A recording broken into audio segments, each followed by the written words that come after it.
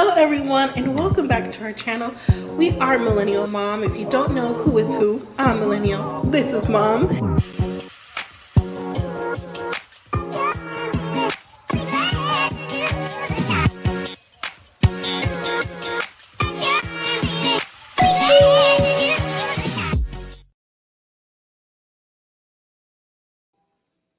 Hello everyone and welcome back to our channel. If you're new here, I'm Mom or Kay from Millennial Mom, and today we're going to talk about the season finale of Love Without Borders season 1. Now, if you're anything like me, I'm actually glad it's the season finale because there were so many things that were happening this season. And it didn't seem like there was a whole lot of connections with a few of the couples.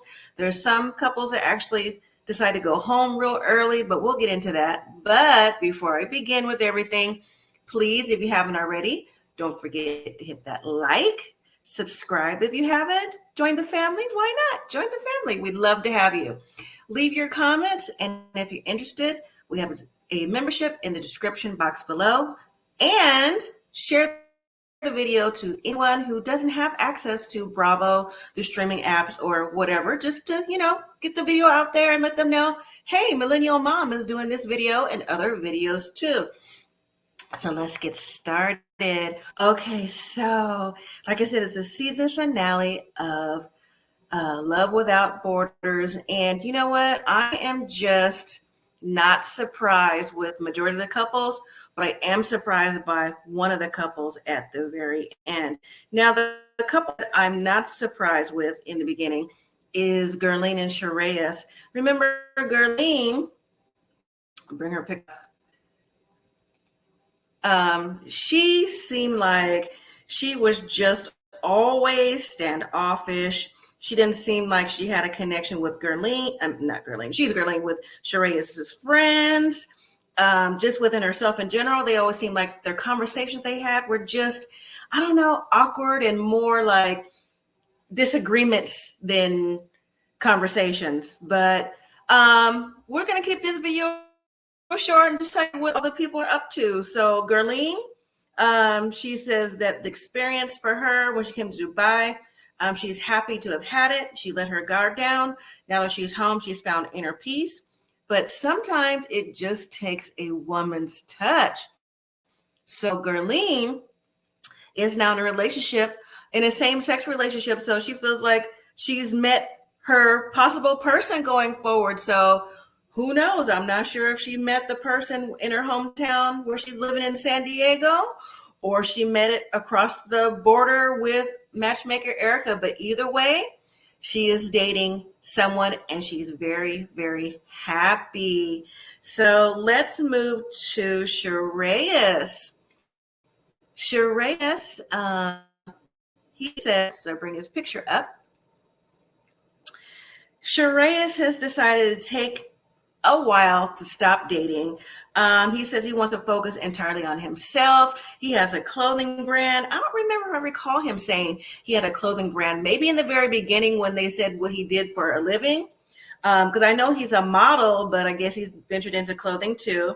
He said that, he's trying to focus on himself, and he's really trying to not miss his new match that we met, Gabby. But if she decides to come back to Dubai, he'll be there with open arms, because Shreyas said he's never felt an attraction to somebody like he did with Gabby. He felt like, when she went home, she said she had to attend a wedding for her brother that she was in, and her deciding to stay in California kind of made him sad, and he didn't know that he would feel that way, meaning have the type of attraction that he had for her already. So I honestly thought that would work out. I mean, they really seemed like they were having a good time, having fun, connecting. They both said they were connecting and having those vibes. But if you think about it, Gabby compared to Gurleen, night and day, apples to oranges. I never saw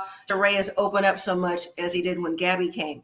Now, speaking of Gabby, that's Gabby right there. That's the match that relationship expert Erica matched Shreyas with after Gurleen went home. So Gabby says that she's on the hunt for her dream man, who still might be Sharias. The two remain very close, and Gabby plans on visiting him soon in Dubai. So part of Gabby's issue is that when Gabby was in Dubai, like I said, she felt like she had a connection with Sharias too. She was feeling homesick, and she wasn't sure that she can continue to live internationally, even though she thought that she could. And that's why she signed up for the show, to have a matchmaker for her to travel, and she likes to travel as well. But Dubai seems to be too far away for what she's trying to do logistically wise. But I'm thinking maybe if Sharia's got a passport or visa or something, maybe, if the spark is still there, because apparently Sharia's is telling us the spark is still there. I mean, he was like really, really sad to see her go. And she's visiting as well. I mean, you never know. They may become more than just friends. Gabby did say that her favorite place to be was London, and Sharias did mention it was his favorite place too. So maybe they could meet up in London, and who knows, maybe they can reconnect in London, since it's much closer for Gabby to the States than Dubai. So I think that's the issue. And if Sharias is really modeling like he says, and he wants to branch out and things like that, he might consider it if Gabby is the one. So we'll have to see how that turns out, if there's a season 2 of Love Without Borders. Now let's move to Aaron. Bring his picture up, Aaron. Now, Aaron, when he first appeared on the show, I just always thought that Aaron just wasn't here for the experience. He was just here for the travel. Aaron always talked about being ghosted in his past relationship, and just how, I don't know, he just didn't seem like he recovered well from that experience. And I think that experience led him to Paris with his match, Mael. But update on Aaron is Aaron returned home before the finale, and even before the last episode, because him and Mael just weren't clicking, and Mael said there's no reason for us to continue if you are checked out. So Aaron has returned to his family's optometry business in in Montana, and because Aaron's an optometrist. He said he traded foie gras and champagne for cream cheese and cola. Now, that's supposed to be an inside joke, because when Aaron got to France, Mael was trying to expose him to different treats that they had, things in France that they eat. Every culture has the things that they eat that's normal for them. And Aaron just couldn't seem to get past his, is that cream cheese? Is that foie gras, which is duck liver, was cream cheese. And, he was into sodas and colas instead of champagne. So, and also Aaron says that America suits him well, and he knows that, and he finally knows who the president is, because I believe that Mael, or maybe Erica, the matchmaker, asked him, do you know who the president is? Somebody, and he didn't know. Well, Aaron, you're an optometrist, you have a specialized degree. You would think that you would know just a little bit more than the average person who may or may not know, but I don't know who wouldn't know, unless you were like, even kids in kindergarten know who the president is if you teach it to them. But whatever. Aaron is back home. He says he's possibly seeing somebody else, and he's just happier here. I think Aaron likes a slower lifestyle, and I also think that Aaron likes a certain type of thing that he's not necessarily getting right now. Again, I think he's still hung up on the past, and that's why he couldn't necessarily move on. And so now we have Mael. Mael says he is currently single, but his heart is even bigger having this experience, just like his apartment. Now, Mael says that he is excited to be moving into his new apartment, because the apartment he had in France, it is only 250 square feet. So it was really small. And Aaron, the last picture I showed you all, is over 6 feet tall. Mael looks like he's about 5'9", 5'10". So, it was suitable for one. That's even smaller than the studio, 250. Wow. Less is a closet. But hey, you got to get what you can get. And that's just what he had. So he's moving. He's happy. He's more free now. He's back to traveling and just being him and doing what he does. And you know what? I actually like Mael. I think Mael is a person who is ready for love. Mael put his experiences out there, what he was looking for in a match, and he really was trying to go down the road of being matched with Aaron, but Aaron just didn't see it, and they just didn't work out. But hey, it is what it is. So let's the next person on the show. That would be Dana.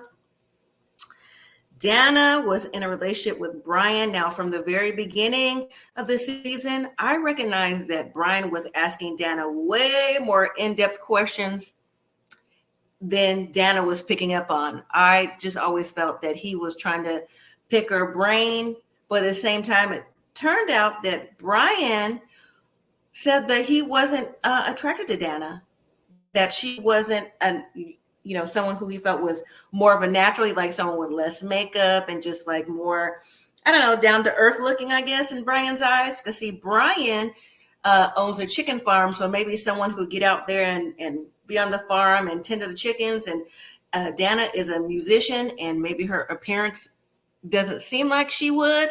But Dana, when they went to go visit the farm, Dana wasn't scared of the chickens at first. When they all come at you at one time, it's like 100 chickens. I guess you would be afraid if that's not what you're used to, but she was a good sport about everything.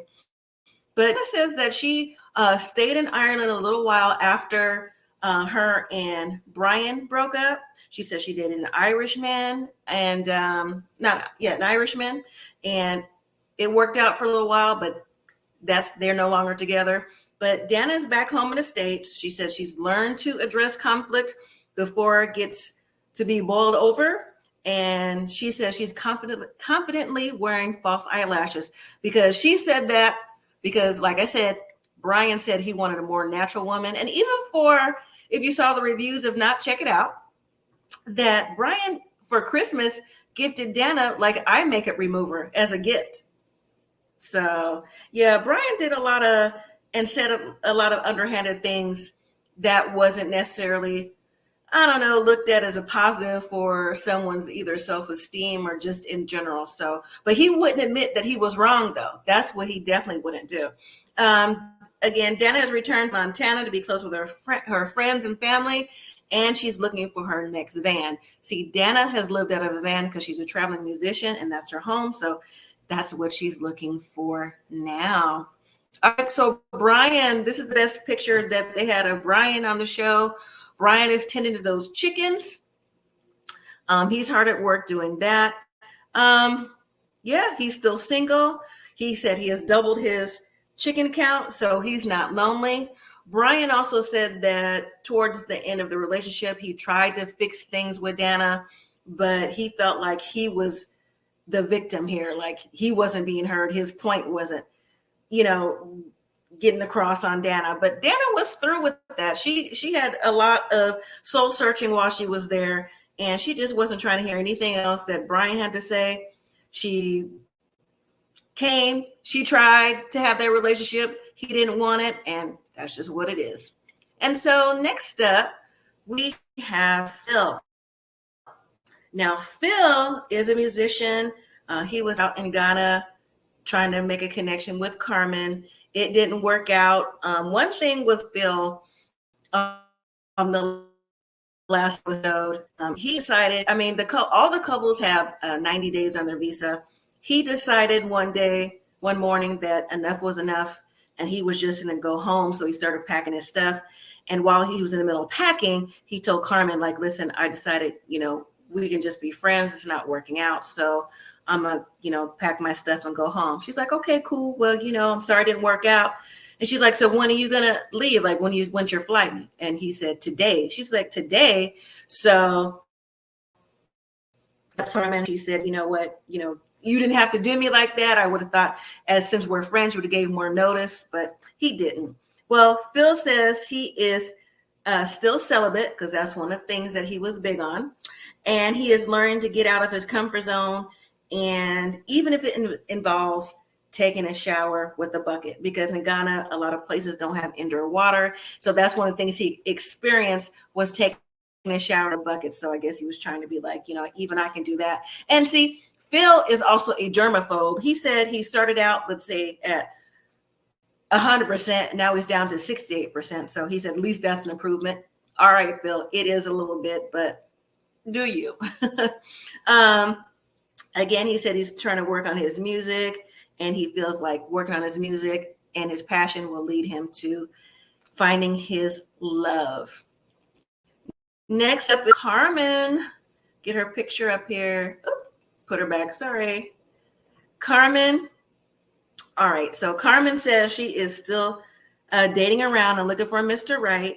And she wants an independent man who's not afraid of making the first move. So she's saying that because Phil, again, is celibate. Friend was taking things a little bit more slower for her taste. But when Phil was trying to come around, I guess that's when Carmen had checked out. So yeah, but Carmen was also still in the party scene with her friends. She would be out all times of day and night, leaving Phil at home. And they had a conversation about that.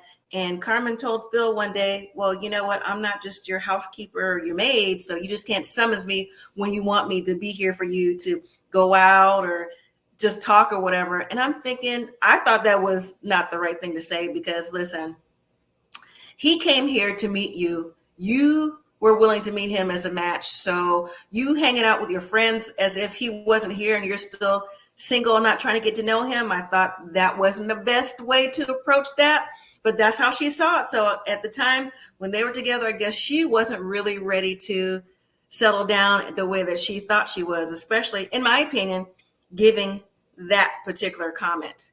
So next up we have Chandra. Chandra's in Panama City. Now here's the thing about Chandra. I think she came to the show and had cold feet like right away. I think the same thing happened to Aaron. Like he had cold feet right away too. Well, because Chandra said that she wasn't attracted to Naeem and she didn't like his jokey nature. She just didn't like him at all. And I just don't think she gave it a chance. Even relationship expert Erica, who matched these couples, feels that she didn't necessarily give it a chance either. Like she was looking for something from her past as well. Again, it gave me a reminder of Aaron looking for something from your past that's no longer there that you're holding on to.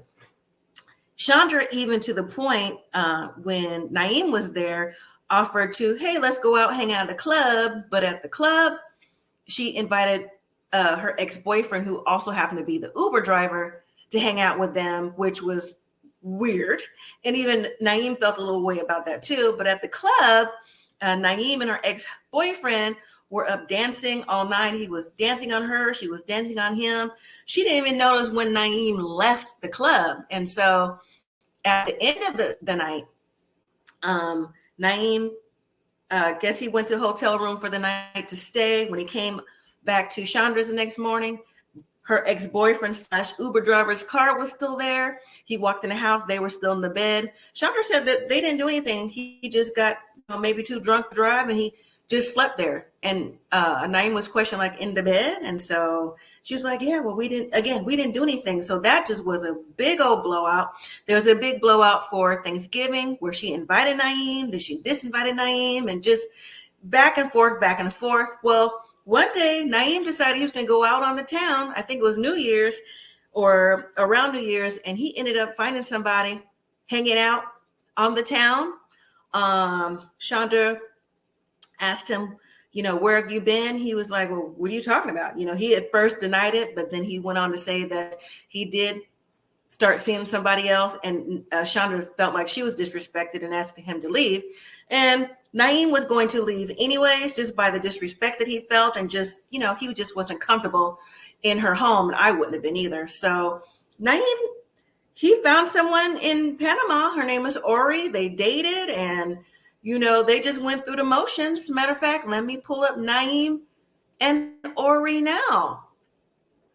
So on the season finale, I don't know the time frame between Naeem leaving Chandra's house and Naeem dating Ori and talking to her and just getting to know her. Well, he proposed to her, and there's Ori, and there's her ring, or the rock, as Naeem likes to call it. And so they are together. They are in Panama as of the taping. Naeem's a social worker. They said that he transferred his job over to Panama to work there, and that's what he's doing. And so also goes on to say that they're planning their wedding for early 2023, and they can't wait for their happily ever after. Now, if they're still together and that wedding's still going on, congratulations to them. Naeem says that was, although he didn't know, for him, his life to journey over to Panama was to meet Ori, to get married and have us forever. So that's what it is. All right, everyone. So that was the end of the first season of Love Without Borders on Bravo, where matchmaker Erica Angelo matches 5 singles to meet their matches abroad to see if they can have their happily ever after. So I'm not sure if it's going to be picked up for season 2 or what have you, but if it is, I will be here for it and also give you all the reviews. So all right, everyone. Well, thank you so much for coming on this journey with me. Don't forget to hit that like, subscribe, comment, and share. Also, don't forget that I also review Married at First Sight. New season Nashville is out now on Lifetime. I also touch on Love After Lockup and also 90 Day Fiancé The Other Way, which is out on Sundays. And I do live reviews on Mondays. So, all right, everyone. Until time, live simply. Be grateful.